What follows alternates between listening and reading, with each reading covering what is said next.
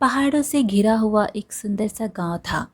इसी गांव के एक कोने में रहती थी गुंजा। गुंजा थी तो 18 साल की, लेकिन बहुत ही चंचल और चटोरी थी। अपने नटखट स्वभाव के कारण वो पूरे गांव में मशहूर थी। गुंजा कभी खेतों में आम तोड़ती और किसी के घर की रसोई से खुशबू उठे तो झट दौड़ जाती। अरे अम्मा, क्या बना रहे हो, ज़रा चखवा दो ना। वो अम्मा कहती, अरे बिटिया, तू तो पक्की चटोरी है रे। शादी के बाद ससुराल में तेरे जैसे को कौन संभालेगा। गुंजा हंसते हुए कहती, अरे अम्मा, जिस घर में जाऊंगी वहाँ का सारा स्वाद ही बदल दूंगी। बस एक बार चौका संभाल लूं, फिर देखना। कुछ महीनों बाद गुंजा की शादी तय हो गई थी लखन से। लखन गांव के ही एक गरीब घर का सीधा साधा लड़का था। लखन खेत में मजदूरी करता था और उसके घर में बस बूढ़ी माँ और एक छोटी बहन चिंकी थी। शादी तय होने के बाद गुंजा की सहेलियां उसे छेड़ने लगीं। अरे गुंजा, अब तू ससुराल में जाकर भी ऐसे ही सबकी थाली में झांकती रहेगी। गुंजा ने कहा, अरे अब तो मैं ससुराल की रानी बनूंगी। सब मेरे हाथ का खाना खाएंगे और बोलेंगे, हमारी बहू के हाथों में तो जादू है। कुछ दिनों बाद गुंजा की शादी हुई। उसके चेहरे पर मासूम मुस्कुराहट थी, पर अंदर का जोश भी किसी से छिपा नहीं था। लखन साधारण कपड़ों में थोड़ा शर्माता हुआ बैठा था। कोई ठाट नहीं, बस सादगी। गुंजा की सहेलियां हंसने लगी और गुंजा से कहने लगी, देख गुंजा, तेरी दूल्हे की साइकिल की भी हवा भी निकली हुई है लगती है। गुंजा हंसते हुए कहती, कोई बात नहीं रे, मैं ही हवा भर दूंगी। बस प्यार से निभाए वो, बाकी सब मैं कर लूंगी। गुंजा को सबने विदा के वक्त बहुत समझाया, बिटिया, गरीब घर है पर लोग भले हैं, अपनी चटकारी को ज़रा संभाल के रखना। गुंजा बोली, हाँ माँ, पर अगर किसी दिन बेस्वाद दाल बन गई तो मैं थोड़ा मिर्च डाल दूंगी। गुंजा विदा होकर लखन के घर यानी कि ससुराल पहुंची। लखन का घर छोटा सा मिट्टी का था। एक कोने में चूल्हा, दूसरे में बिस्तर। गुंजा ने चौखट पार की तो गुंजा की सास ने आरती उतारी और बोली, आ बहू, अब तू हमारे घर की लक्ष्मी है। जो है उसी में खुश रहना। गुंजा बोली, माँ जी, जहाँ प्यार हो वहाँ सब कुछ स्वादिष्ट लगता है। उसकी सास को उसकी बात सुनकर हंसी आ गई। वो बोली, अरे वाह बहू, तू तो बातों में भी नमक डाल देती है। फिर शाम को पहली बार गुंजा ने रसोई संभाली। घर में बस एक मुट्ठी चावल, थोड़ा सा आटा और कुछ सब्जियां थी। लखन ने संकोच में कहा, गुंजा, आज बस सादी खिचड़ी बना लो, घर में ज़्यादा कुछ नहीं है। गुंजा बोली, अजी स्वाद ज़्यादा चीज़ों से नहीं, मन से बनता है। देखना, ऐसी खिचड़ी बनाऊंगी कि उंगलियां चाटते रह जाओगी। वो चूल्हे के पास बैठी, थोड़ा तेल डाला, प्याज तली, फिर दाल और चावल और हल्का सा हींग डाला। सुगंध पूरे घर में फैल गई। गुंजा की ननद चिंकी बोलने लगी, भाभी, ये तो बहुत अच्छी खुशबू आ रही है। गुंजा मुस्कुराते हुए बोली, कहा था ना, बहू आई है तो खुशबू भी साथ लाई है। रात को जब सब सो गए, गुंजा और लखन बैठे थे। लखन बोला, गुंजा, तुम तो सबको हंसा देती हो, लेकिन यह गरीबी डर नहीं लगता।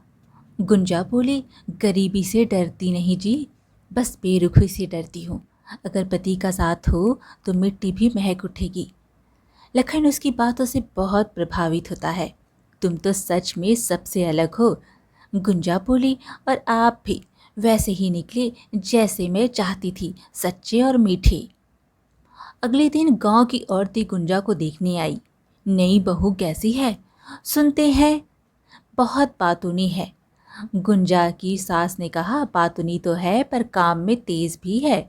गुंजा हंसते हुए सबके लिए गुड़ और पानी ले आई।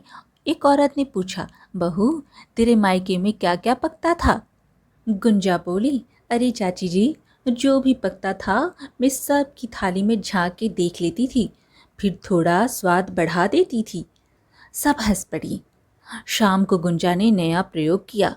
थोड़ा सा बेसन लिया, कुछ प्याज और मिट्टी के चूल्हे पर छोटे छोटे पकोड़े बना दिए। घर पूरा महक गया। चिंकी बहुत खुश हुई। भाभी, ऐसे पकोड़े तो हमने कभी नहीं खाए। तभी लखन आया और बोला, तो अब से हर हफ्ते खाओगी। स्वाद में गरीबी का क्या काम। गुंजा, तुम जो भी पकाती हो उसमें जादू होता है। गुंजा बोली, क्योंकि उसमें थोड़ा प्यार, थोड़ा मसाला होता है। अगली सुबह होती है। सूरज की हल्की किरणें लखन की मिट्टी के घर की दीवारों पर पड़ रही थी। गुंजा पहले ही उठ चुकी थी। आंगन में झाड़ू लगा रही थी और गुनगुना रही थी। तभी उसकी सास आई और बोली, बहू, तू तो गाना भी मिठास में गाती है, जैसे गुड़ में रस। गुंजा ने कहा, माँ जी, काम बिना गाने के फीका लगता है, जैसे दाल बिना नमक के। तभी लखन आया और मुस्कुराते हुए बोला, तो मतलब तुम तो नमक बनकर आई हो हमारे घर में। गुंजा बोली, नमक नहीं, पूरी चटनी समझो। तीनों की हंसी से घर गूंज उठा। अब गांव की औरतों को नई बहू की तारीफ और बातें सुनाई देने लगी। कहीं कोई कहता, अरे वो गुंजा बहू तो ऐसी बोलती है कि सबकी हंसी छूट जाए। हाँ रे, पर देखना, ज्यादा बोलने वाली बहुएं अक्सर सबका मन भी दुखा देती हैं। फिर एक दिन की बात है। गुंजा के घर पड़ोस की कोकिला चाची आई। उन्होंने आकर कहा, अरे बहू, सुना है तू पकवान अच्छा बनाती है, चल आज हमारे घर आ, देखूं तो तेरे हाथ का स्वाद।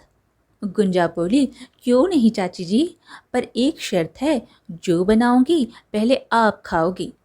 कोकिला चाची बोली, अरे तू तो नखरेबाज बहू है। गुंजा बोली, नखरे नहीं चाची जी, बस आत्मविश्वास है, मैं जो बनाऊंगी सबको भाएगा। फिर गुंजा कोकिला चाची के घर गई। वहाँ गुंजा ने बेसन के आलू के पकोड़े निकाले, ऊपर से थोड़ी सी इमली की चटनी डाली। सुगंध चारों तरफ फैल गई। कोकिला चाची ने चखा, अरे बहू, यह तो लाजवाब है। गुंजा ने कहा, देखा ना चाची जी, अगर मन में प्रेम हो तो बेसन भी पकवान बन जाता है। गांव की बाकी औरतें भी चखने लगीं। सब ने तारीफ की, पर वहीं खड़ी एक औरत बोली, स्वाद तो ठीक है, पर बहू का मुंह ज्यादा चलता है। आजकल की लड़कियां काम से ज्यादा बात करती हैं। गुंजा हंसते हुए कही, अगर बातों से किसी के चेहरे पर मुस्कान आ जाए तो मुंह चलाना बुरा नहीं। सभी औरतें हंस पड़ी। वो औरत मुंह बनाकर चली गई। अब गांव में जलन की हवा धीरे धीरे गुंजा की चर्चा हर ओर होने लगी। गांव के लोग कहते, लखन की बहू तो घर में खुशियां भरती है, पर कुछ औरतें जलने लगीं।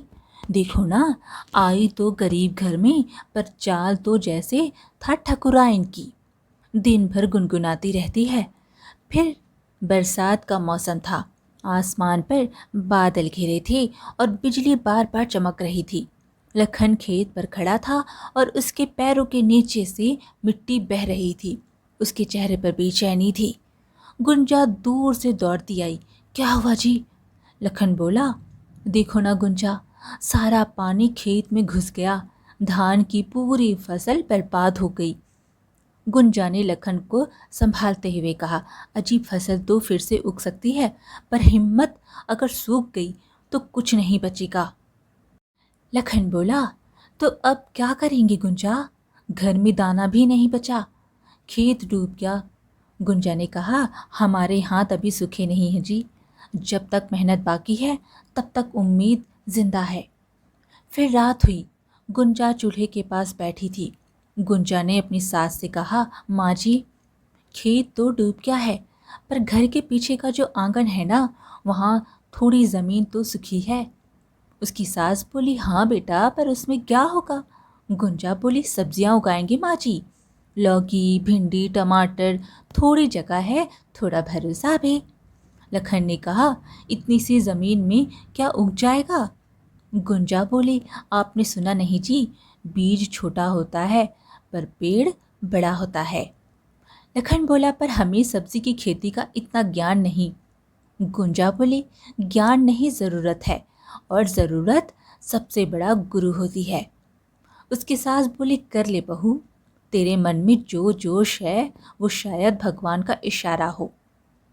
अगले दिन से गुंजा और लखन दोनों सुबह सुबह मिट्टी खोदने लगे। गुंजा ने गोबर की खाद डाली, पुराने टमाटरों के बीज निकाले और मिट्टी में गाड़ दिए। वो गुनगुनाती जा रही थी, मेहनत से मिट्टी भी सोना बन जाती है। लखन ने कहा, गुंजा, तू तो गाना गाते हुए काम करती है, थकती नहीं। गुंजा बोली, काम में मन लगा हो तो थकान भी आराम बच जाती है। कुछ दिनों में आंगन हरा भरा हो गया, छोटे छोटे पौधे उगने लगे। टमाटर के फूल, भिंडी की लताएं और लौकी की बेलें। उसकी सास खुशी से बोली, अरे बहू, यह तो जैसे पूरा बगिया बना दिया तूने। गुंजा बोली, हाँ माँ जी, जब मन में हरा रंग हो तो मिट्टी भी रंगीन लगने लगती है। फिर 3 हफ्तों बाद लाल टमाटर हुए, कुछ भिंडी तोड़ने लायक हो गई। गुंजा ने सब इकट्ठा किया और लखन को टोकरी थमाई और बोली, अजी चलिए, आज से हमारा नया व्यापार शुरू होता है। लखन बोला, इतनी थोड़ी सब्जी में क्या मिलेगा? गुंजा मुस्कुराते हुए बोली, कमाई नहीं, शुरुआत बड़ी होती है। चलिए, बाजार में मुस्कान भी साथ ले चलिए। लखन गांव के बाजार पहुंचा। लोग उसकी सब्जियों की टोकरी को देखकर बोले, अरे लखन, तू भी सब्जी बेचने आया है? लखन ने कहा, हाँ भैया, घर की उगाई है, अपनी बीवी के हाथों की मेहनत। गांव वाले ने कहा, इतना ताज़े टमाटर तो किसी के खेत में भी नहीं देखे। लखन बोला, क्योंकि इन्हें उगाया है मेरे घर की लक्ष्मी ने। फिर लोगों ने धीरे धीरे खरीदना शुरू किया। पहले दिन थोड़ी ही सब्जी बिकी, पर सबकी तारीफ मिली। लखन घर लौटा और बोला, गुंजा, तुम सही थी, लोग ताज़ेपन का स्वाद पहचानते हैं। गुंजा बोली, अब अगले हफ्ते ज़्यादा सब्जी तोड़ेंगी। कुछ ही हफ्तों में पौधे खूब फल देने लगे। हर सुबह लखन और गुंजा आंगन से टोकरी भर कर निकलते, कभी भिंडी, कभी टमाटर, कभी लौकी। घर खुशबू से महकने लगा। गुंजा की सास बोली, बहू, अब तो हमारे घर में हरियाली ही हरियाली है। गुंजा बोली, माँ जी देखिए ना, ये मिट्टी हमसे कह रही है, धन्यवाद, तुमने मुझसे उम्मीद रखी। तभी लखन आया और कहने लगा, लोग अब मुझसे सब्जी मांगने आते हैं। पहले जो कहते थे कि यह गरीब है, अब बोलते हैं लखन के घर की सब्जी सबसे बढ़िया है। फिर एक दिन बाजार में सब्जियां इतनी बिकी कि लखन के पास नोटों की गड्डी हो गई। वो घर लौटा और गुंजा के हाथ में पैसे रख दिए। ये लो गुंजा, तेरी मेहनत का फल। गुंजा ने कहा, मेहनत का फल नहीं जी, यह तो हमारी मिट्टी का आशीर्वाद है। गुंजा की सास बहुत ही खुश हुई और गुंजा के सर पर हाथ रख के बोली, अब तो लग रहा है तू बहू नहीं, लक्ष्मी का अवतार है। गुंजा बोली, अब तो हम और भी सब्जी लगाएंगे और शायद छोटा सा ठेला भी खरीद ले।